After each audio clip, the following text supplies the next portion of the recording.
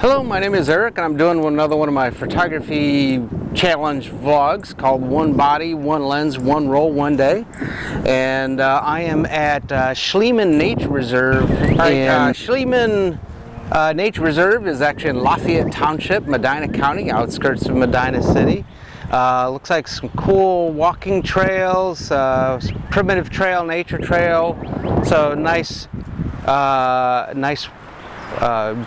paths to look at, trees to look at. It is a rather sunny April morning, high 60s, so notice I don't have my jacket on. It's a little breezy, so hopefully I don't lose my cap, but you know, it is what it is. Today's camera, I'm going back to the Nikon N70 that I did a infrared blunder on. Excuse me, this is another N70 because that one had some technical issues. Today's lens is a 35 to 105, 35 to 45 standard AF lens. Now, as I mentioned in the previous N70 episode, this had their newest 3D matrix metering, where a D-style lens could talk to the D body and work with the flash, and you would be practically impossible to get bad flash exposure. Unfortunately, this is not a D series lens, so I am using a flash, but we'll see what we get. All right, thanks. Today's film is some Kentmere 100. I shot some Kentmere 400 on a previous episode. This is some 100 speed. Maybe it would have been cool if I had shot some 100 or some 400 just because of how shady it is, but I should get some cool shadow contrast going on. So again, Nikon N70, a 35-105. I do have an SB600 flash attached to it. I might wind up using it a little bit, but because I don't have the D lens, you know, I might get some slight variations in exposure on the flash. All right, let me go get some shots. I'm going to be in aperture priority for most of the time, but I'll probably do some manual stuff. All right, let me get some shots.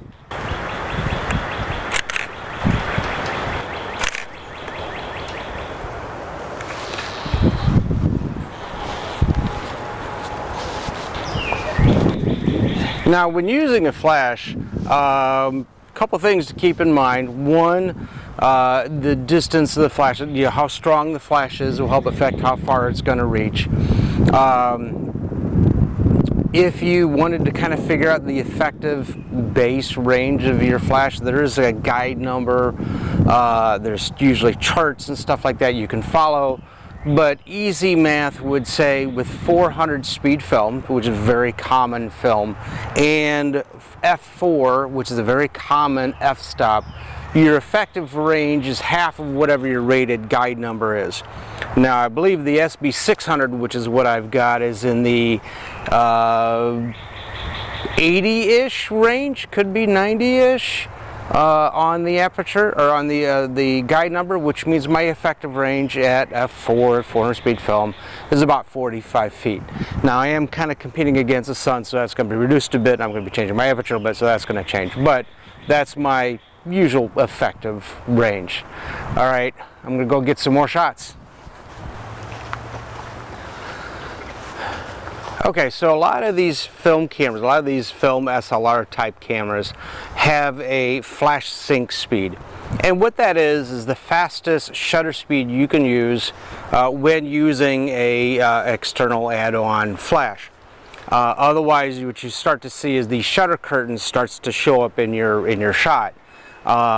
Just because of the timing of the shutter speeds. This particular camera maxes out at 125th of a second max shutter speed, but its max shutter speed without it is like 1/4000th of a second, so you can go pretty fast, but when you're using a flash it's about 125th. Some focal plane cameras, some medium format cameras, some rangefinders, because they have a different type of shutter mechanism is built in the lens rather than the body, can automatically go faster, but I'm just talking about SLR type cameras. Right now I am about 14 shots in of a roll of 24, so I got about 10 more shots. I'm going to go down this path a little bit, get some shots, and then keep going down the path, and I'll be right back.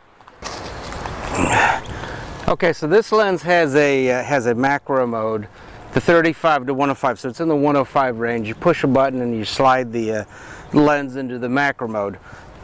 Two things. One, I lose autofocus, so I do have to manual focus when I'm this close, and I get down to, a couple inches away from the front of the lens. And the other catch is when you're using a flash at macro, notice my flash is up here but my lens is down here, so I am not getting coverage or even coverage. It might hit here and then half the shot comes out and half the shot doesn't come out. So when you're doing macro type stuff, you might have to do some off-camera flash or bounce some light in or wait for more even lighting. I'll do that with a true macro lens in a future episode. I've got the lens, I'm just trying to locate a body for it. Alright, I got a couple more shots left, go down the path, and then this will be done. Okay, this camera had a couple other firsts on it, and back in '94 they were really excellent concepts. One was a different layout on the control panel.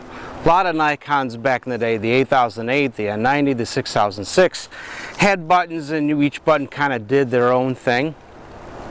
This was the first one that kind of had a multi-layered LED panel that you would pick your selector. Within that selector, you could pick the choices of that. Like if I wanted the selector to go to autofocus, I could then say autofocus single or autofocus continuous. If I wanted to go to metering, then I would go matrix or center weighted or spot. It threw off a lot of classic Nikon diehards just because of the fact that it looked totally different. But those people that were just getting into it because there was a lot of computer stuff back then, it totally made sense, and I was one of those, so it totally made sense for me. But a lot of Nikon diehard guys were kind of like, where's my buttons? They couldn't get used to the two button process. The other thing is that the shutter mechanism and the widening mechanism in this thing is actually extremely quiet for a film camera. So if you were doing weddings or events and you were standing near a videographer or master of ceremonies or something like that, they didn't want to hear the squeal of your motor drive, the harsh flap of some of the other mirrored systems. The 8008 could be a little loud when you loaded it. It would kind of squeal at you. Nikon N70, the motor drive was kind of loud, so they were not as fond of them, the video guys, because they would show up on their video. This was actually a very quiet camera for a film camera, and it didn't automatically kick into rewind, which is again one of those weird things that diehard Nikon shooters like, why would this thing to rewind?